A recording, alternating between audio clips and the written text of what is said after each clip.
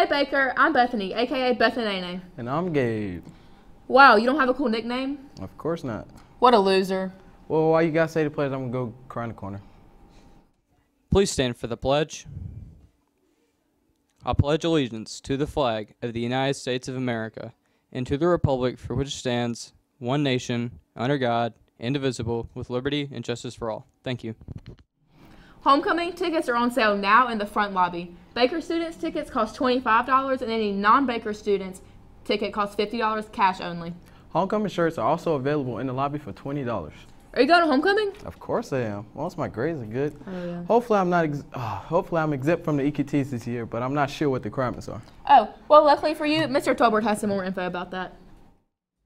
Hey Baker, next week is EQT week. That is the time for you to show off how much you've learned this quarter and to boost your final averages just in time for your first report card. However, those of you that have been exceptional students this quarter, you can take advantage of the MCPSS EQT exemption policy. In order to qualify for exemption, you must meet grade, attendance, and conduct requirements. Let's take a look at the grade requirements first. Seniors must have a minimum of 80 in a course, juniors must have a minimum of 85, and freshmen and sophomores must be averaging at least a 90. In regards to attendance, the limit is 2 days of excused absences, with exemptions being documented medical absences, hospitalization, and death in the immediate family. You must also have no more than 3 tardies and/or early dismissals for the quarter. Finally, any conduct issues that have resulted in your receiving retract, suspension, or Saturday school disqualifies you from being exempt. Now, just because you qualify for exemption doesn't mean you're required to use it. You go-getters out there can still take your EQT in an effort to raise your average. Just know that if you take the test, it will be counted to determine your final grade.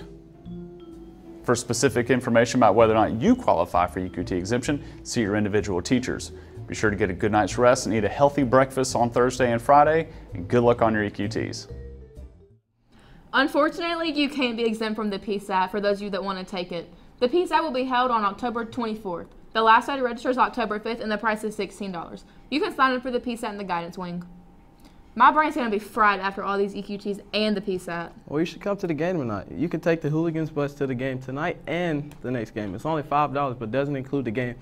Doesn't include the ticket into the game. If you're interested, go see Mr. Lipsky in room 71. All right, cool. Speaking of sports, here is D-Rob with this week's sports update. Thanks, guys. Our Baker varsity football team won their first game against Foley, Alabama, 17-0. You can hear more on that from Kyra. Our Baker Hornets football team made a positive change last Friday night. They won against Foley with a final score of 17-0.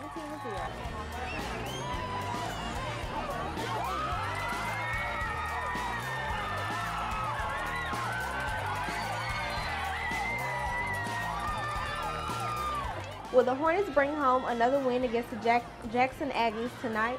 Good luck, boys.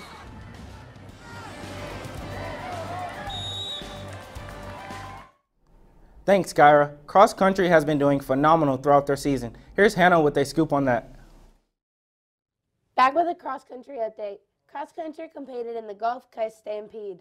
They competed with 57 other teams from over 6 different states. The girls placed 3rd overall and the boys placed 9th overall. The boys and the girls hope to bounce back next week when they compete in their next meet, which will be the Japanese Invitational at historic Blakely Park in Spanish Fort, Alabama. Thanks, Hannah. Our swim team participated in a UMS swim meet Wednesday. Our boys placed 2nd and our girls placed 3rd. Amazing job, swimmers. Keep it up. Morgan Mangum placed 2nd in the 200-yard IM. Aiden Earhart placed 4th in the 50-yard freestyle. Jordan Porter and Johnny Cooper Smith both placed in the 100-yard butterfly. Nick Reed placed 4th in the 100-yard free. Bethany Kilgore placed 4th in the 100-yard breaststroke. Lastly, placing 1st is Morgan Mangum in the 100-yard backstroke. Now here's Maya with volleyball. Baker volleyball team is striking out with a 7-match winning streak with their last game playing against Bryan High School. The 3 outstanding players of the week are Rachel Marset, Taylor Cathy, and Megan Redden.